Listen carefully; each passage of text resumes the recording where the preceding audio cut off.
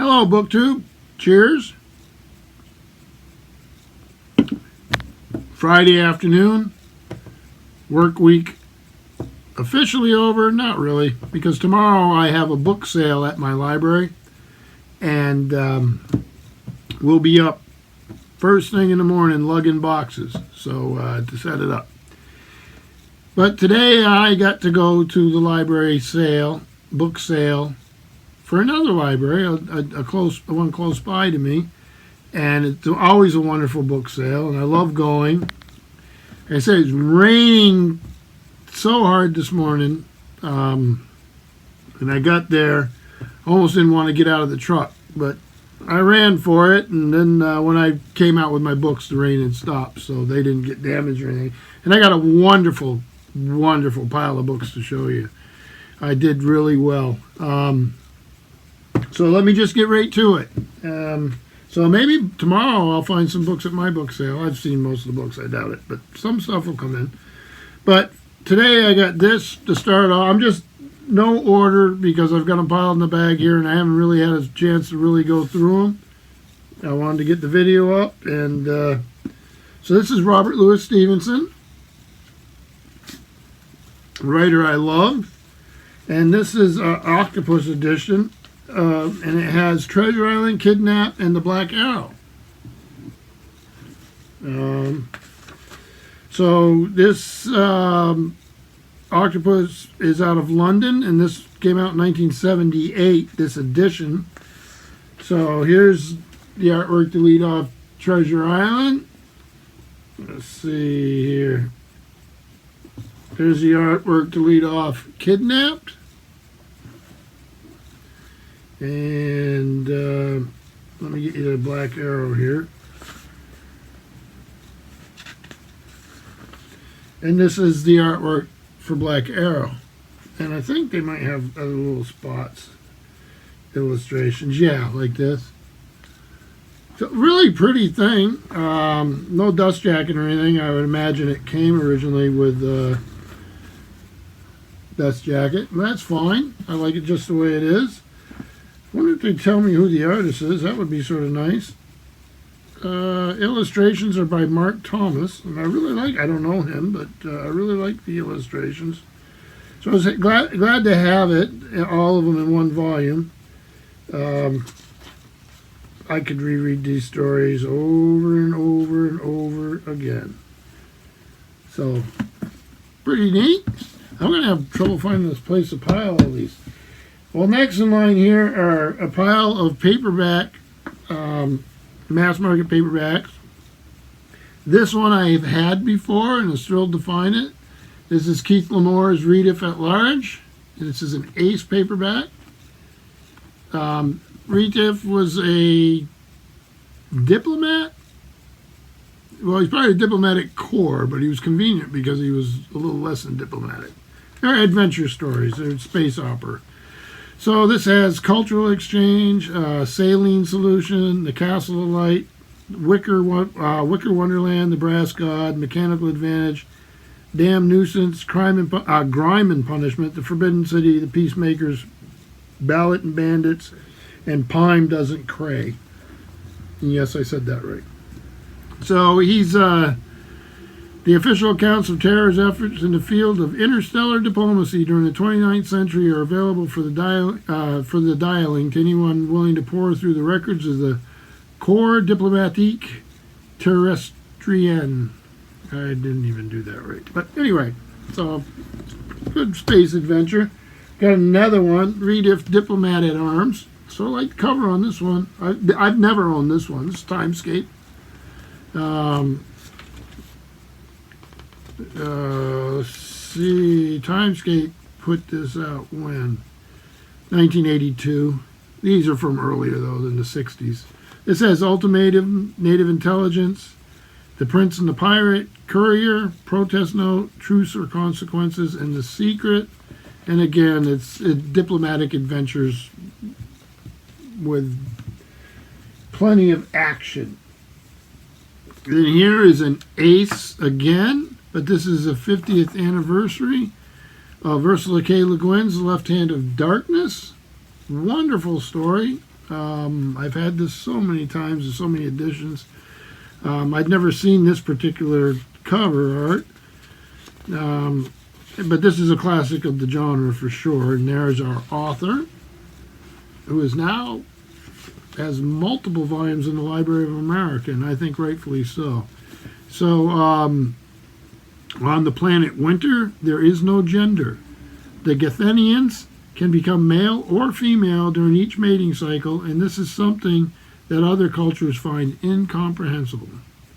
The Ecumen of Known Worlds has sent an ethnologist, I can't speak, to study the inhabitants of this forbidding icebound world. At first he finds his subjects difficult and off-putting, with their elaborate social system and alien minds. But in the course of a long journey across the ice, he reaches an understanding with one of the Gathenians.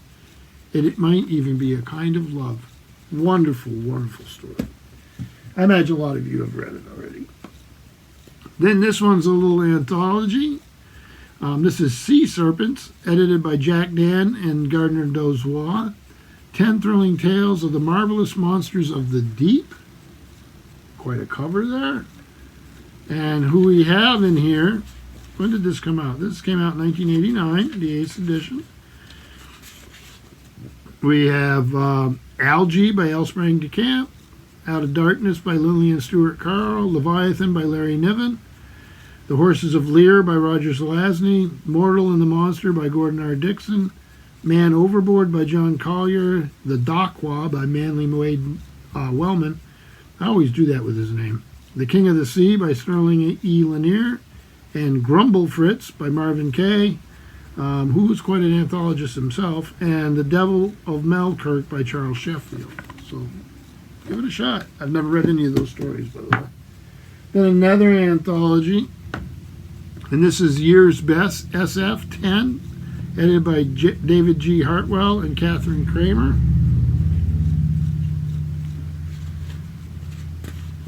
And that came out in 2005. And it's loaded, I'll just name some of the authors: Gregory Benford, Terry Bisson, Pamela Sargent, Gene Wolfe, who has Pulp cover in here, Ken Liu, Jack McDevitt, Robert Reed. There's a lot more. I'm not reading everything. James Patrick Kelly. Let's see. And Neil Asher. So, yeah. Glad to have that. Then this one here, I don't think I've ever seen this before. This is A Pound of Paper, Confessions of a Book Addict by John Baxter. Looked really interesting. It Thomas Dunn Books, St. Martin's Press, New York. And this came out in First American edition of 2003. In the rural Australia of the 50s, where John Baxter grew up, reading books was regarded with suspicion, owning and collecting them with utter incomprehension. Despite this, by the age of 11, Baxter had collected his first book, The Poems of Rupert Brooke. He'd read the volume often, but now he had to own it. This was the beginning of what would become a major collection and a lifelong obsession. His book hunting would take him all over the world, but his first real find was in London in 1978, when he spotted a rare copy of Graham Greene's children's book while browsing a stall in Swiss Cottage. It was going for 5 pence. This would also fortuitously be the day he first encountered one of the legends of the book-selling world, Martin Stone.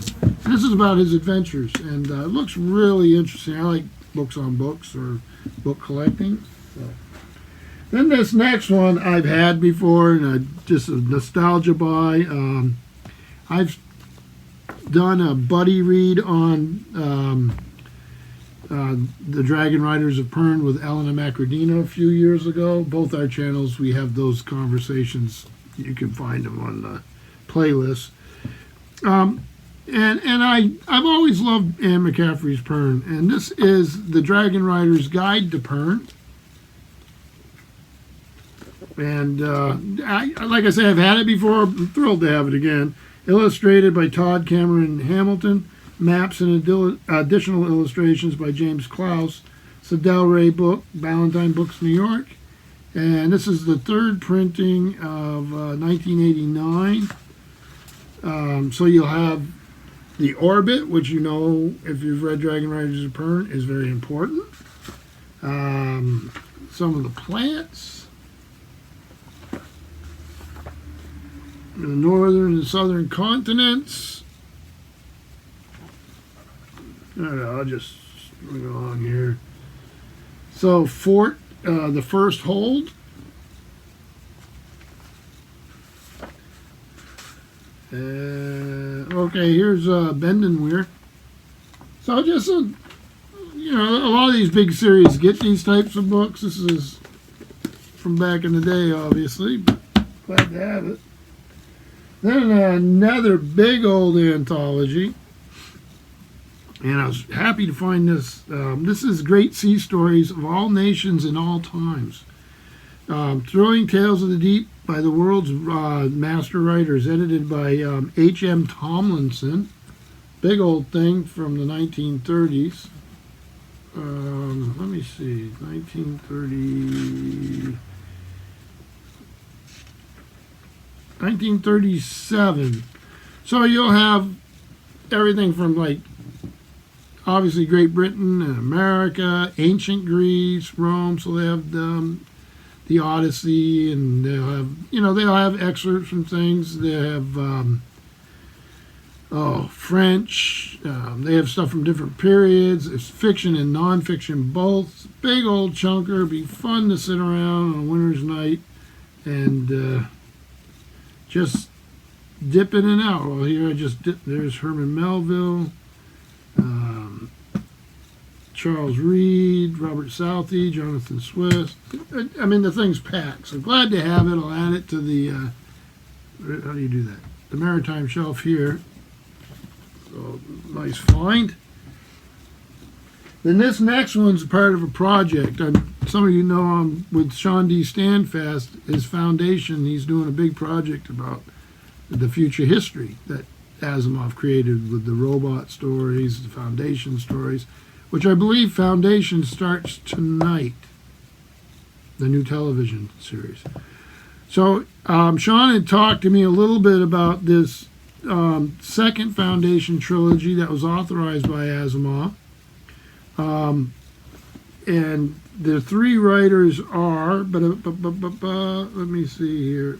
They know they talk about, okay, it's Gregory Benford, Greg Bear, and David Brin. So I've never read these. I've read Foundation many times. So the second Foundation trilogy, authorized by the estate of Isaac Asimov. Foundation Sphere, Gregory Benford, nice hardback here. Very nice edition. I need to get the other two, but this is the first.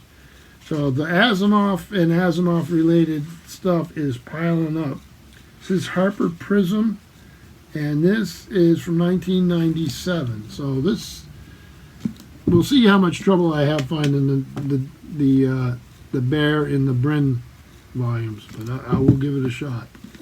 Glad to find it. I looked everywhere after I found this. I went through all the tables to see if the other ones were there, because I thought maybe somebody had a set, but I didn't see them. Then this next one, I think I saw this book, and I think I saw it more than once on Steve Donahue's channel.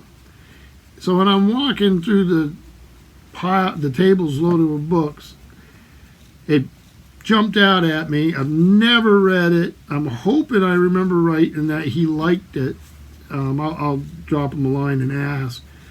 But I'm pretty sure that's where I saw this, and it was several years ago, and it's called Hausmann Country, Into the Heart of England by Peter Parker. And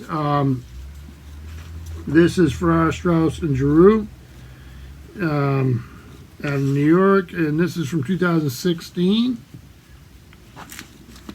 And let's see. A.E. Hausmann's A Shropshire Lad made little impression when it was first published in 1896, but has since become one of the best-loved volumes of poetry in the English language. Its evocation of the English countryside, thwarted love, and yearnings for things lost is as potent today as it was more than a century ago, and the book has never been out of print. In Hausmann Country, Peter Parker explores the lives of A.E. Hausmann and his most famous book, and in doing so shows how a Shropshire lad has permeated English life and culture since its publication. The poems were taken to war by soldiers who wanted to carry England in their pockets, were adapted by composers trying to create a new kind of English music, and have influenced poetry, fiction, music, and drama right up to the present day. Everyone has a personal land of lost content with blue remembered hills, and Hausmann has been a tangible, far-reaching presence in a startling range of work, from the war poets and Ralph Vaughan Williams to Inspector Morse and Morrissey. Hausmann Country is a vivid exploration of England and Englishness, in which Parker maps out terrain that is as historical and emotional as it is topographical. So I'm pretty sure I remember this. There's our author. So I couldn't, for $1, not $2, I couldn't leave it sitting there. And I'm very interested in that. And here's one of the finds that I'm very excited about. Makes me think of Steve Donnie, who I watched interview this author about Longfellow, a biography he did. But I know also that Jason Harrigan's a huge fan, as are quite a few other booktubers that I talked to. So I didn't have this, and I was glad to find it. This is Among the Gently Mad, Strategies and Perspectives for the Book Hunter in the 21st Century by Nicholas A. Basbanes. Right on the book about bookshelves. Actually, right with the growing shelf of his volumes. I have most of them. This is a John McCrae book, Henry Holton Company, New York. And this is the first edition of 2002. So a book about hunting for books. So, and by a wonderful author. So glad to find that. And then this next one, I hope you can hear my voice when I turn away like that. It's the only way I can do this. My desk isn't big enough to hold all these. This is a Johnson Reader, edited by E.L. McAdam Jr. and George Milne. It's got one of those plastic Mylar type. I'm not sure it is Mylar. Yeah, I imagine it is. It's a Pantheon book, an edited collection of Johnson's writings from 1964. So it has introduction, acknowledgments. So it has Life of Savage, The Vanity of Human Wishes, preface to the dictionary, which the preface is very famous. I'm looking forward to reading that. I'd love to find a big 2-volume dictionary. Johnson wrote a dictionary, or compiled a dictionary of the English language that really was very influential. I think it took him about 8 years, and it can be a hoot to read. He was a rather opinionated fella, which is fine. Then they have selections from the dictionary. Then they have a whole series on essays from the Rambler, and I'm sure not just Ramblers, but the Idler too. They have Risalis, which one of the early things Johnson did was he translated a book, a French book, I believe, about Abyssinia. Probably not saying that right. But this is like 20 or 30 years later. He did a fictional account of his own. He did a preface to Shakespeare. He was one of the earlier editors that tried to restore some of the Shakespeare stuff. And so that preface is very famous. Has a Life of Milton. If I remember right, he's not a big fan. Life of Gray, which I don't think I've ever read. Then he has some of his light verse, and then a selection of his letters to the Earl of Chesterfield, who was like his patron or for a while. So this could be great fun. I have a small section of Johnson right next to Boswell, of course. So glad to find that.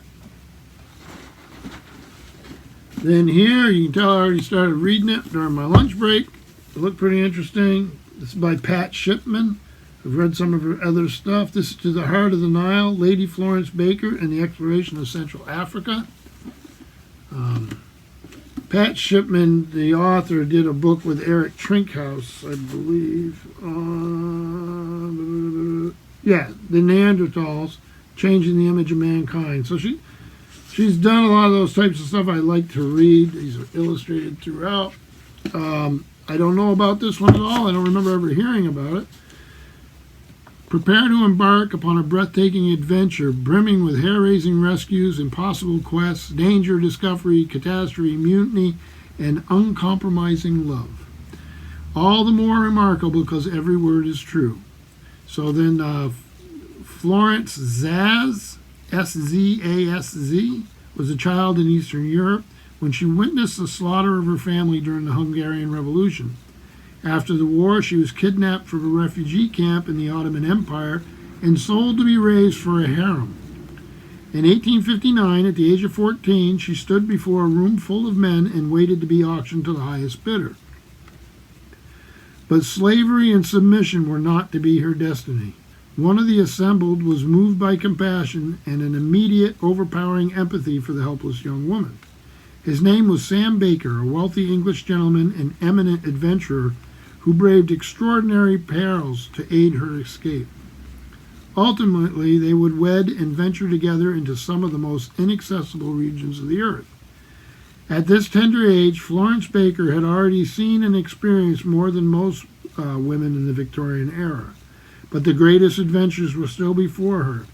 By the side of the man who had set her free and whose love would remain passionate and constant for the remainder of their lives, she forged ahead into literally uncharted territory.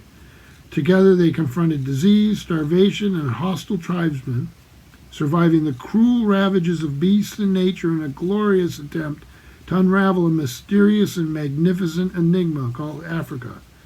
They returned to England to enjoy the accolades of a society that, if Florence's past became known, would condemn her as a prostitute.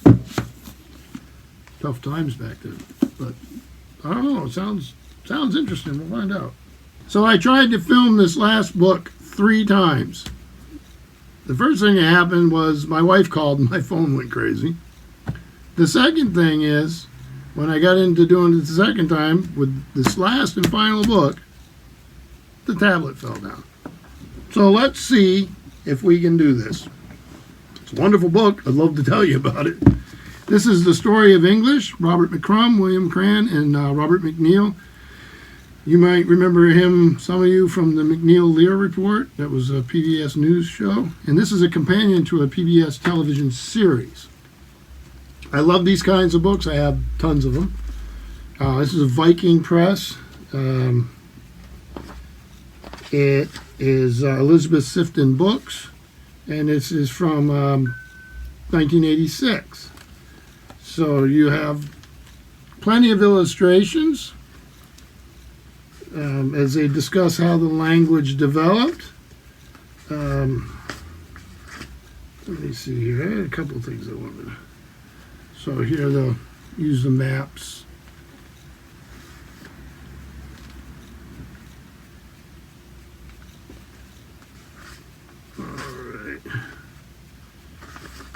So always fascinating to me, the development of English.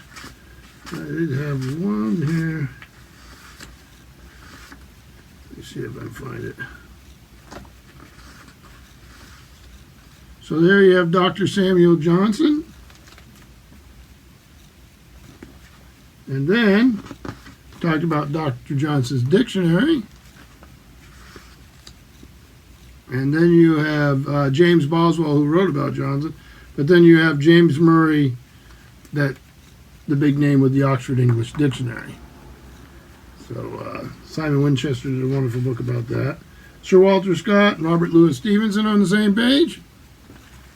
Of course, we get into maps that have North America. And then... what did I just see here? Oh, Mark Twain, Richard Wright, and James Baldwin. So, cover a lot of ground on these, and they can be great fun. So I'm glad to have it. So we got that book added in. I didn't think I was going to make it. I don't think I can do a book pyramid. I could probably do it twice, a Steve Donahue style book pyramid. Maybe try it like this. I don't want to drop these, but I gotta at least give it a try, or he'll let me know about it. So there's one pyramid, and let's try to do two pyramids, which would be easy, but a bunch of mass market science fiction. So I didn't leave myself much room, did I? I could do the giant one, but I'm not going to do it. So a good day. I'm going to be working at a book sale tomorrow, so who knows, I may grab something. If I do, I will let you know. So thank you, BookTube.